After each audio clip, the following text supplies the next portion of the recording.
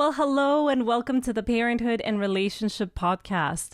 Happy New Year! I'm very excited to announce that this is season 2 of the Parenthood and Relationship Podcast, a podcast that you guys have rewarded by bringing it at the very top 10% worldwide just by episode 10. So I'm very honored and I feel very blessed to be here with you and to be sharing these news and to be starting this new season.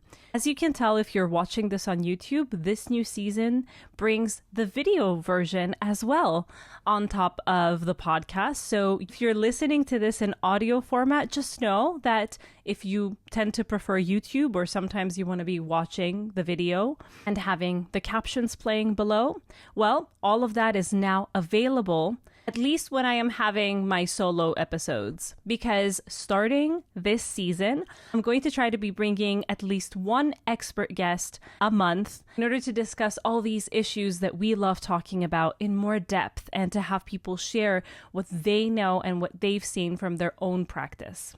So I don't want to extend this any longer. I would love to get into the first episode of this season of this year of 2025, which has the power to change how we parent. And not only that, but it has the power to transform the way that we view ourselves.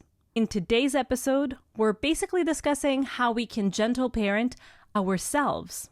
Because sometimes it may feel like you're trying to gentle parent your children and it's just not coming out right. And even though you're very well prepared, you have read all the books and you know all the theories, you're in gentle parenting groups in Facebook and you've got so many suggestions of ways that you could tackle issues, you just can't seem to get it right sometimes or many times. And to a degree, it has happened to all of us. And there is an explanation for why it happens. If you want the simple answer and you don't want to watch the whole episode, here is the simple answer. Hi there. If this is your first time here, welcome to the Parenthood and Relationship Podcast. I'm your host, Markella Kaplani, a psychologist, a parenthood and relationship coach, and a parent myself. Together, we explore the transformative journey of parenthood and its profound impact on our relationship with ourselves, our partners, and our children so that we can be present and show up as we envision without having to do more. Let's get into today's episode. Here is the simple answer. We haven't been gentle parented ourselves. So we have internalized the messages that we received from our parents, the parenting we've received from our parents. And that is how our adult self parents our inner child. And so when we try to parent our children in a different manner, there is something inside us that just doesn't feel right. Our inner child wonders, why are you treating these kids this way? When you have never, ever extended that kind of compassion and gentleness toward me. And so the inner child rebels, but also the adult parent, the one that carries all the messages we have received from our parents, it feels betrayed. It knows how to do things a very specific way. And it also feels like it's betraying your parents. There's a part of you that potentially feels like by choosing to be a different parent to your children, you are being ungrateful to your parents for what it is that they've done. And as irrational as it may sound, I find that a lot of people that I work with need to deal with the subconscious guilt of letting go of their parents' transcript, the narrative that they've inherited, because deep down inside, very, very subconsciously, they feel like if they let go of that, they are undoing all the good things that they received. And so what we work on is disassociating the good things that we received, the things that we appreciate, the effort that we know they've done, the love that we know they had for us, and all the things that may have not been the best way to deal with a situation, but were definitely well-intentioned, and those things that we want to let go of so that it doesn't feel like betrayal and it doesn't feel like we are being ungrateful. That is the gist of it. But allow me to rewind and go from the beginning, because as you know, I like to go into depth. And so here it goes. One more thing before we jump in. I want to invite you to join my free weekly newsletter. Parenting and relationships can be oh so overwhelming, but every week I share simple, actionable steps to help you navigate this uncharted territory and build stronger connections with your family. It's quick, practical, and totally free. Sign up at markellakaplani.com/newsletter. That is markellakaplani.com/newsletter. Let's make this year a little easier together. Parenting is one of life's greatest invitations. It challenges us, yes, but it also is an invitation for us to rewrite the way that we approach our own development.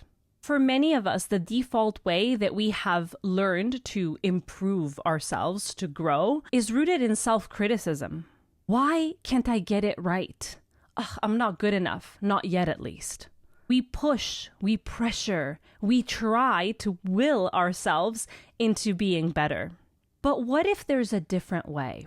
What if instead of forcing ourselves, we gently invited ourselves into growth, just like we do with our kids? Dr. Christine Neff, a leading researcher in self-compassion, says that when we treat ourselves with compassion, we create the emotional safety needed for us to take risks and grow. That's exactly what gentle parenting is about. Creating a foundation of kindness and understanding that allows us to thrive. If you've ever found yourself snapping at your kid and then spiraling into guilt, or feeling like you need to fix yourself and not knowing where to begin, this episode is definitely for you. Today, we'll explore 1, why so many of us default to self-criticism, 2, how this impacts our parenting, and 3, and most importantly, how to shift toward self-compassion. Because our parenting doesn't just shape our kids, it transforms us too. So whether you're listening to this while you're washing your dishes, commuting, or just catching a quiet moment alone, I'm really glad you're here. Let's figure this all out together. So let's start by diving into self-criticism. What does it look like? Where does it come from? And why does it feel so ingrained within so many of us? Self-criticism often sneaks into our daily lives in subtle but powerful ways. Maybe it's that inner voice that says, why can't you pull yourself together whenever you're late? Or that guilt that you feel after a moment of frustration with your child. It's that relentless feeling that whatever you do, it's never enough. For some of us, definitely for me, it shows up as perfectionism, trying to meet impossibly high standards. For others, but also for me, it could show up as procrastination, avoiding tasks in fear of messing up. And that, especially in combination with perfectionism, can end up in just paralysis. But either way, the root is the same. We're hard on ourselves because we've been taught that this is what it takes for us to improve. So in working on myself and in working with clients who are facing similar issues, the number one objection that comes forward when we try to tackle perfectionism or procrastination in fear of messing up is that, well, if I am not hard on myself, if I am compassionate and kind to myself when I mess up, then how am I ever going to improve? Are we not supposed to develop? Isn't the point of all of this to grow and to progress? And the answer is yes, of course it is.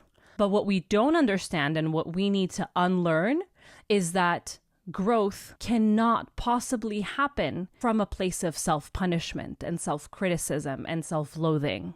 And I know that's very hard to do because that's exactly how we were parented, how most of us were parented. We got yelled at or punished or the silent treatment whenever we did something that didn't go along the lines of what our parents wanted. Or even when we did something that was dangerous and we had to be stopped, we had to be taught not to do that. But the way that it was done, the tone in which the message was conveyed, the words that were said were very critical and very blaming. And so that's how we learned that people just become better, that people learn. Even if you look at the educational system, up until recently, the way that things were done were very much punitive. The red marker that denotes mistakes, the sticker that you don't get, the yelling by the teacher, the humiliation of being called out and not knowing the answer. That is how we've been taught that learning happens. So do you see what I'm trying to do here? I'm trying to help you be compassionate with yourself when you can't be compassionate with yourself, because that's also bound to happen. You are bound to feel awful in your first attempts to try to feel compassion for yourself when you realize just how critical you are and have been with yourself so far, and just how hard it is for you to turn to kindness. And so it's very important to keep in mind each time you quote unquote fail to be kind to yourself and to be compassionate and to extend that gentleness that you want to then extend to your children, that you've got a lot of unlearning to do because you have been programmed in a particular manner and it's not your fault. So this is a gist of where this all comes from. Self-criticism wasn't born out of thin air. It is shaped by the environments that we grew up in, by the societal messages that we've absorbed, and the experiences that we've carried into adulthood. So having said all this, I would like to invite you to kind of think about the way that discipline was handled in your own family environment. Were mistakes met with understanding, or were they met with punishment or shame? For most of us, the truth is that we grew up in environments where criticism was the norm. And our parents weren't trying to be mean. They thought that they were doing the best for us because that's how they were parented. And that's where we learned that being corrected was connected to our worth. It measured our worth. But even though most of our parents, I'm willing to bet, had the best of intentions, this kind of upbringing often leaves a lasting mark on us. And of course, if this happens in the family system, you can also understand that this is impacted by society as well. So from school, like I said before, but also in the media and at work, we receive these messages that tell us that success requires discipline and toughness, whether that is at work or that is in fitness or that is in parenting. And there's nothing wrong with discipline, but there's a difference between disciplining and self-criticism. And the fact that for many years, these two have been associated with one another, that is where discipline goes wrong. And how does this show up in parenting? Well, for moms, it shows up a lot in terms of perfectionism, following the societal expectations, being that great, perfect, self-sacrificing caregiver. For dads, on the other hand, it might look like the need to be the steady rock for the family, to not have feelings, to have it all together all the time. So these messages that we've received all throughout our life reinforce the narrative that in order to succeed, in order to do well, in order to be good parents or good employees or good in whatever it is that we want to do, being hard on ourselves is not only normal, but it is necessary. It is needed. We're doing good by being tough and hard and unforgiving. And of course, in all of this, there's also the personal experiences. So our family environment and society have worked together in order to give us a particular narrative, to create that core belief that in order to succeed, we need to be hard on ourselves. We need to be critical, judgmental even. And then, based on this philosophy, we start to see things from the particular prism, and combined with our personal experiences, now, boom, right? So experiences of failure or rejection or criticism in early childhood or even early adulthood will shape the way that we view ourselves, and they will amplify the voice of our inner critic. For many people, there's a phrase that echoes in their mind again and again, which is something along the lines of, well, if you want to succeed, you have to push yourself harder. So then why does criticism feel so familiar, and why does it feel like it's a good thing? Well, at its core, self-criticism is a survival strategy. If we catch our mistakes first, maybe then we can avoid the judgment of others. And if we take it back to prehistoric times and knowing that we are a species that relies on community in order to survive, we know for a fact, we've discussed this before, that we really needed to be liked. It's ingrained in us. It is how our brain is wired, that we want to be accepted by our group. What does that mean? Well, we're going to fear criticism because criticism by others may mean that we're rejected from the tribe, and that may mean that the lion that's outside of the cave that you're no longer invited in, well, it's going to eat you. So if we push ourselves hard enough, then maybe we can prove that we are worthy of acceptance, worthy of being part of the group. It's not a very pleasant way to live, that's for sure. But it is a coping mechanism that many of us have adopted in order to navigate in this very unforgiving world. So it is partly because of our brain wiring, but it's also partly because of our experiences. Many people have grown up in environments where they felt that their place in the family dynamic was threatened whenever they didn't follow whatever it is that this particular parent wanted. And so since children basically understand the world in they love me or they don't love me, and it's just black and white, there's no gray zone. There's no, oh, well, it's well-intentioned. They're doing the best they can, despite the fact that it makes me feel uncomfortable or it makes me feel unloved. I know my mom loves me, even though she's giving me the silent treatment. No, kids cannot do that. They can't process this. So the silent treatment or the yelling or the punishment is a form of love being retracted. So it's an immediate threat. And how do we cope? Well, we learn. We learn that acting in a particular way is not favorable. It will cause us to feel threatened. And so what do we do next time? We are vigilant and we catch ourselves before we do the thing. This is where we turn the criticism we received into self-criticism. Do you now see how this is a survival mechanism? How it's a coping mechanism that when used extensively can start to cause issues. So as children, we are dependent on our parents, and feeling that kind of threat means we have to do something about it. But as we try to grow and develop, if we don't deal with this kind of thought process, if we allow it to grow and go rampant, what it does is that it presents an obstacle to our development. We keep on using that same mechanism, thinking that we will learn, but what we're doing is we're putting ourselves in constant fight or flight mode. As Brené Brown puts it, shame corrodes the very part of us that believes we're capable of change. So yes, self-criticism might and does feel like it's helping us improve, but often what it does is that it keeps us in vicious cycles of shame and self-doubt. And here is where this all ties into how we parent.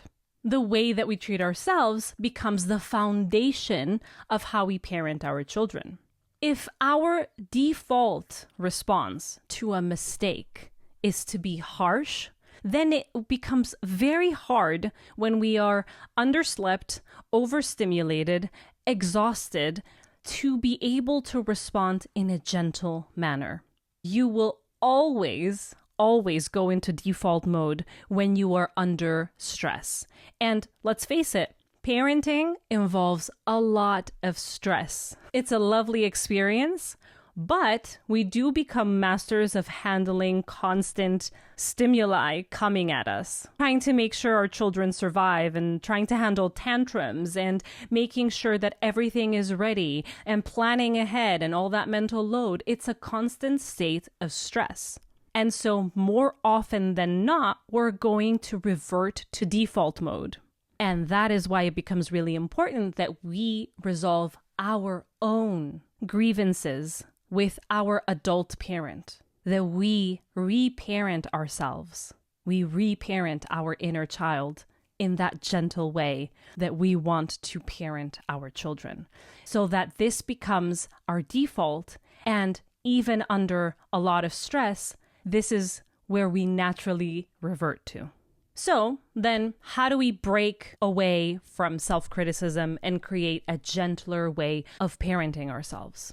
This is that kind of thing that I've said that all of us, it's part of our progress, it's part of life that we will have opportunities for growth. But parenting specifically is a big invitation for that. It's definitely one of the biggest transformations that can happen if we allow it to, if we decide to accept the invitation, to rethink the way that we treat ourselves, to start to wonder whether force is really the answer. Parenthood, in my opinion, is one of the greatest teachers that we get to have. It holds up a mirror to parts of ourselves that we may not have noticed before, we may not have had access to before. Our habits, our reactions, and yes, even our inner critic. We may not have noticed how they were acting because, again, this was our default. But as we intend to act differently with our children, we start to notice when we falter. We start to notice that this is not easy on us. We start to then notice these reactions that before weren't necessarily such a big problem for us. It was other people. They didn't get us, or they were too touchy. But with our children, we can't use these excuses as easily. We have to reflect back onto us and how we may be somehow contributing to a situation.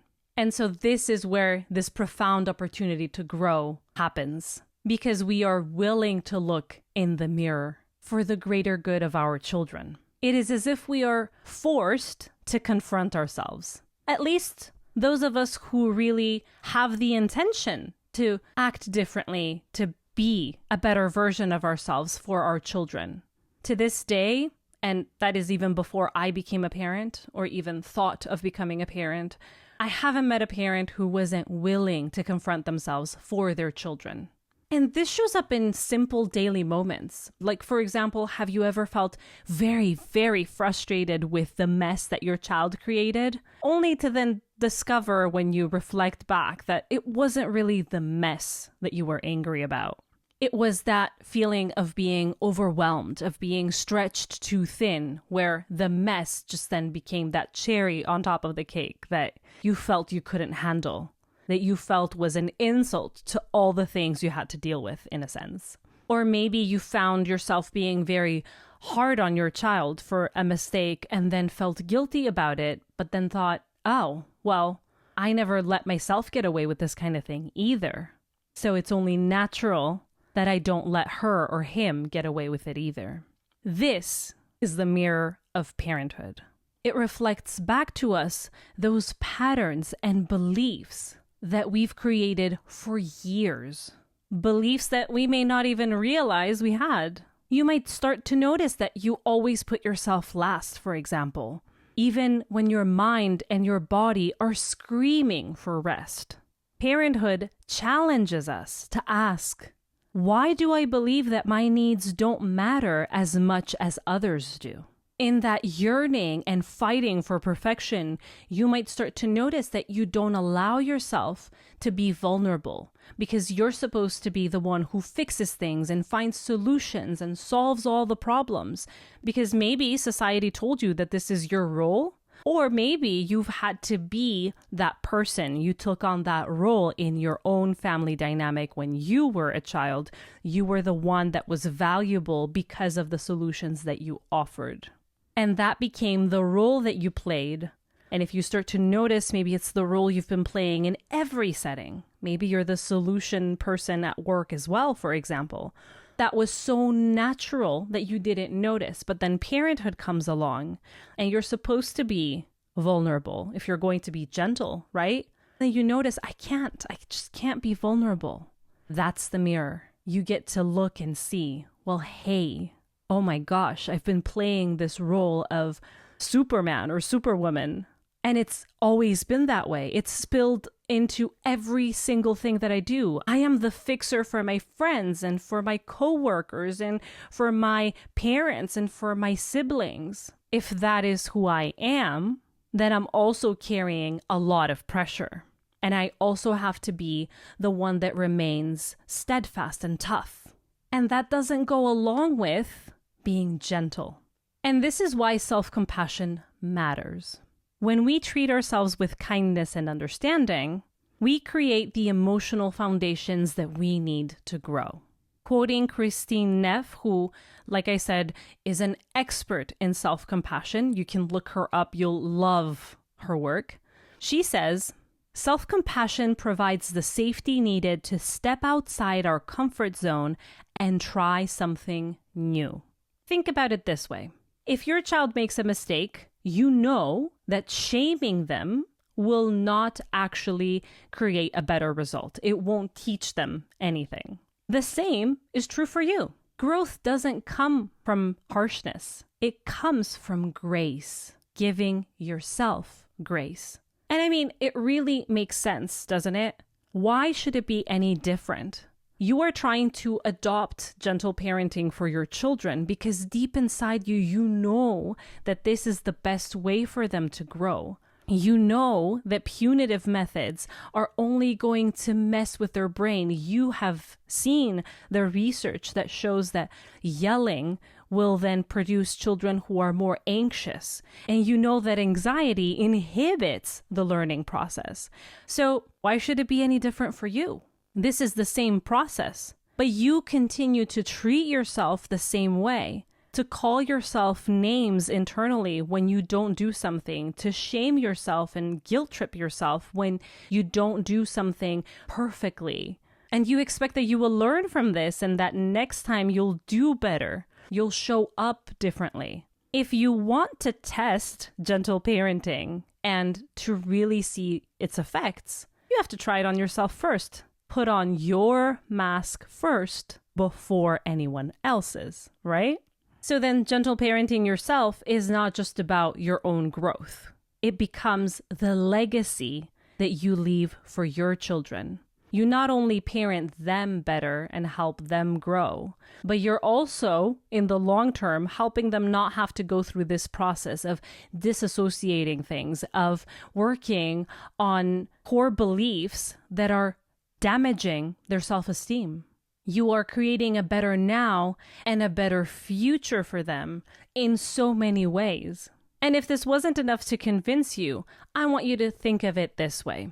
Our children will not learn from our words. Not much anyway.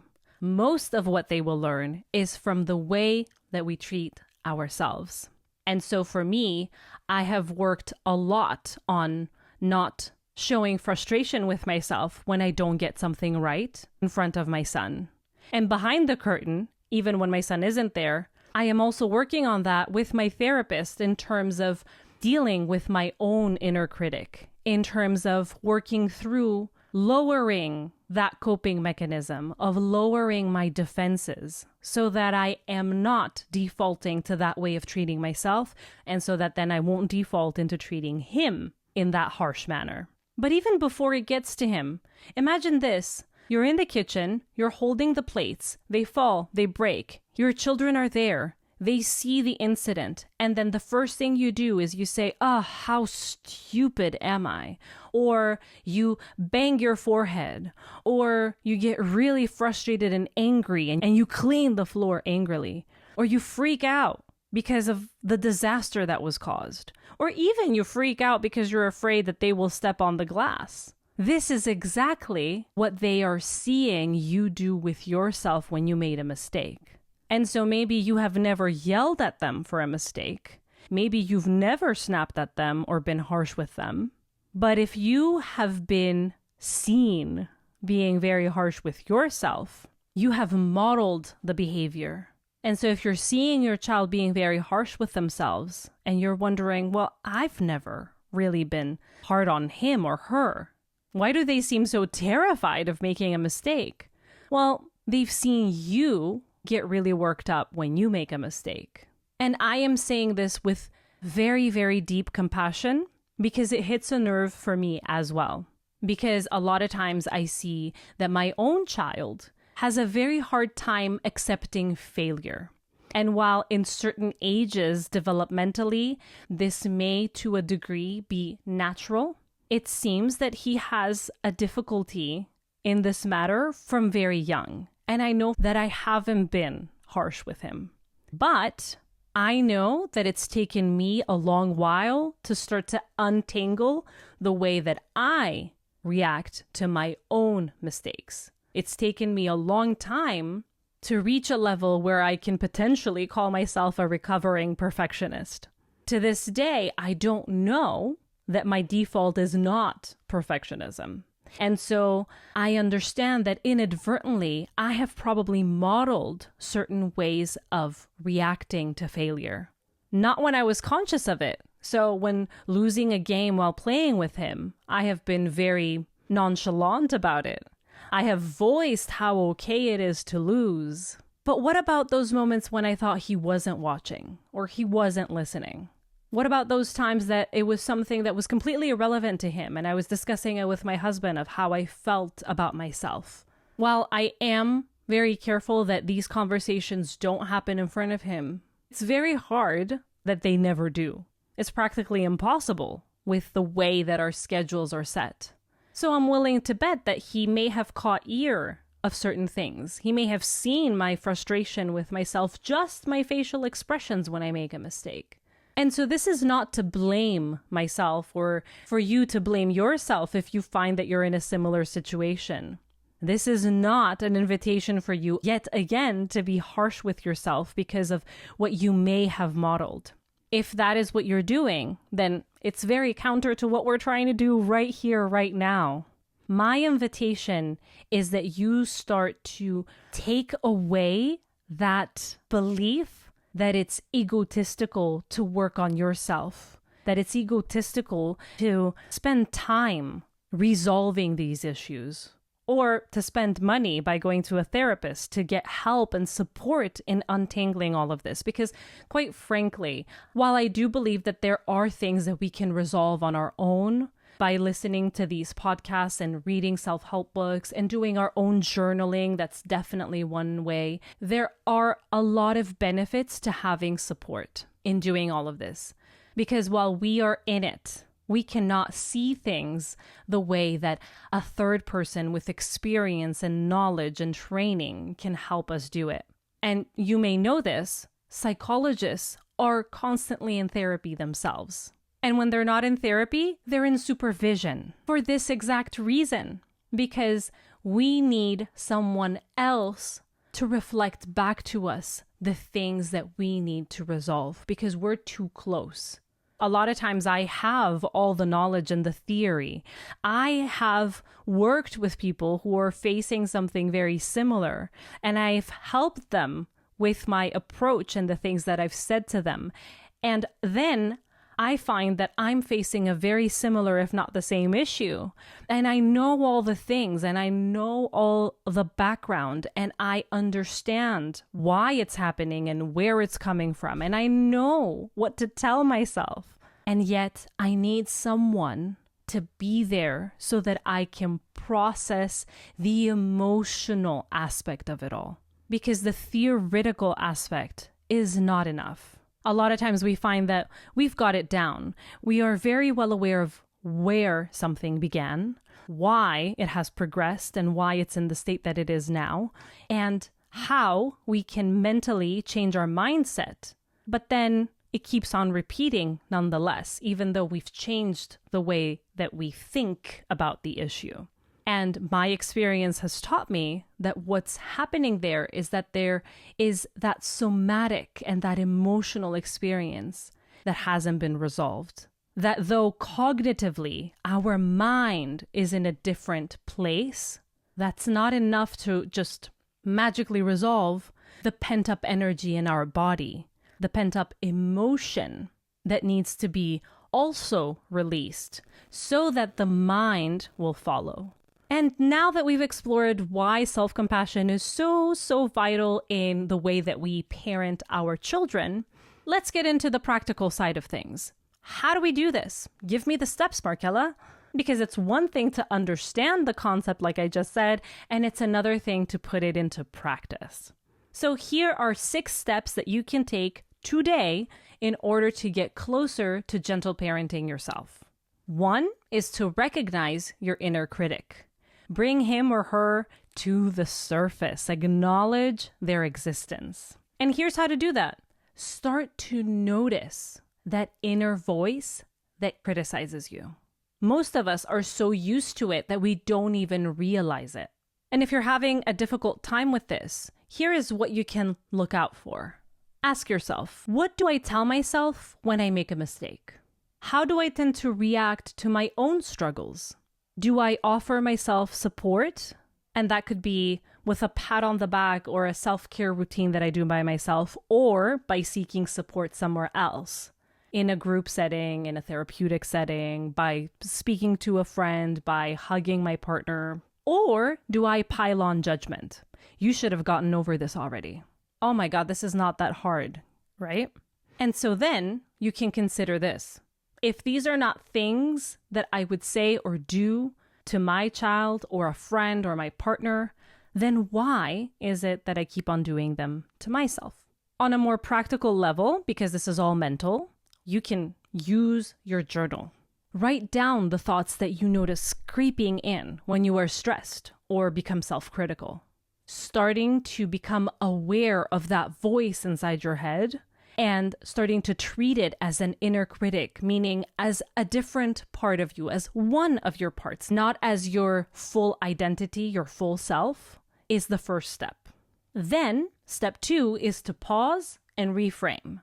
So once you started to notice your inner critic, the next step would be using the power of pausing. When you catch yourself spiraling into self-criticism, stop and take a deep breath.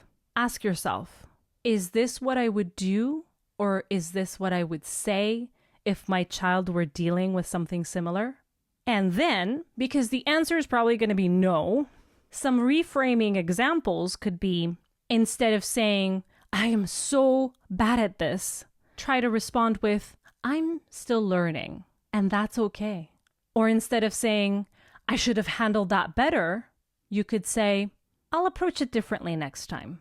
Reframing doesn't mean sugarcoating your mistakes. So let's get that idea out of our minds, because it doesn't mean that you will give yourself the permission slip to do it again. It's about giving yourself that same understanding for the mistake that you would give to someone you love, despite the fact that you may recognize and you may voice that this isn't the best way to approach a situation. That's it. You're not telling yourself, go ahead, do it again, just because you are kind. If your child hit you, you will not tell them that hitting is okay. You will tell them that you recognize that they had a very tough day at school and that they're very upset because they argued with their friend or because you didn't buy them the toy that they wanted, and that you understand why they are so angry and frustrated. And you will note that it came out in the particular way, in hitting you. But then you will also tell them that there are alternative ways to handle the situation better. So basically, you will support them in building the skills so that they can handle it better next time, so that they can understand what the emotion is, frustration, anger, resentment, and then they can learn to become aware of the emotion, and they can have other options that they can, in time, choose from, instead of the option that they chose, which was hitting. Do you see? This was very kind. This was very compassionate, yet it wasn't permissive. And that's exactly the way that I am inviting you to treat yourself. And so step 3 is to give yourself permission to choose. Gentle parenting is about giving kids choices, and the same applies for us. The same applies for you. When you're feeling overwhelmed, for example, you can ask yourself, what do I need in the moment? What do I need now? Is the task that I am forcing myself to get on with really urgent, or can it wait a little so that I can take care of the need that's coming up and it's causing this overwhelm? As a practical step, and I really like this one, I would suggest creating a small permission list for yourself. For example, I give myself permission to take a break when I need it. I give myself permission to say no without feeling guilty. I give myself permission to do things imperfectly. These small affirmations can help you shift your mindset from one of pressure to one of choice, to feeling freedom. Step 4 is to practice self-compassion daily. Like with any practice, like with any habit that we're trying to break, this needs to start to become embedded, ingrained within us. And the only way for that to happen is that we stay committed. It's not about getting it perfect, but it is about showing up for ourselves consistently. Simple practices that can help us keep up with this in the day-to-day could be, well, an affirmation. Maybe you can start your morning by saying, I'm doing my best, and that's enough. Just say that to yourself, looking at yourself in the mirror right at the beginning of your day. And then you can pair this by ending your day, considering and noting down one thing that you did well. Even if it's small, celebrate it. That's what I mean when I'm talking about consistency. Not something grand or big, but something that will help you rewire your brain from its tendency to look at mistakes, problems, and imperfections to one where it starts to focus on the things that have gone well. And again, if you're struggling to do this, imagine how you would do it with your child. That will help shift your mood and your mindset in that moment so that then you can replicate it immediately with yourself. If your child told you there was nothing good that I did today, you wouldn't take that for an answer. You would help them look actively. Do that for yourself as well, even if it's something really small, okay? Step 5 is to lean on a support system. You are not meant to do this alone. You will not be convinced that you deserve to be treated gently if you do this alone. Just as we teach our kids to ask for help when they need it, and that this is a form of being strong, we need to do the same for ourselves. So this looks like asking your partner to support you in this endeavor, letting them know what it is that you're trying out. Let them know how you're feeling and ask them for specific assistance that you might need, like taking over bedtime or supporting you with some of the chores so that you can spend some time for yourself exploring all of these things that we've discussed today. Journaling, talking with a friend, going to a session, whatever. You can also reach out to a trusted friend or a family member that you feel comfortable with and share your struggles. That in itself can be quite a relief. If you're up for it, of course, support can come in the form of therapy, because there you can really bring out the inner critic in a safe, contained space where you can start to work on understanding its roots and then understanding what your inner critic needs in order to feel reassured that they don't need to be taking over the command center. Because like I've said before, all of our parts are there for a reason. And if you have a really loud inner critic, he or she is there because they think that they're helping you in this way. Again, because it's become a coping mechanism and you've learned that being critical with yourself will save you from being banished, unloved, rejected. And so your inner critic needs to be appeased, that they no longer need to be as alert or vigilant or scared for you so that they can tone down their efforts. Finally, step 6, celebrate growth, not perfection. Growth is progress, not when we've perfected something, but when we're growing. You don't have to get it right all the time. What matters is that you're trying and that you're showing up for yourself and creating a new way of being. So in that light, the goal isn't to eliminate your inner critic completely. That's never going to happen. The inner critic is part of us. But what we want to do is to relieve them of that stress, to relieve them of that harsh job for them as well, to be whipping us into submission, and to amplify a kinder, more gentle voice that balances out the inner critic, that proves to the inner critic that there is another way. over time, even these small moments of self-compassion will start to add up, and you will notice that the way you treat yourself has indeed changed, that your default mode in how you treat others as well has changed. And I know that I tend to give simple steps, or what seem to be simple steps, and there is a reason for that. If I overwhelm you with really difficult steps, you're never going to try them out. You're never going to feel like you can start working on this on your own. And quite frankly, the really complicated steps are not the answer. What really matters is that you do this with intention.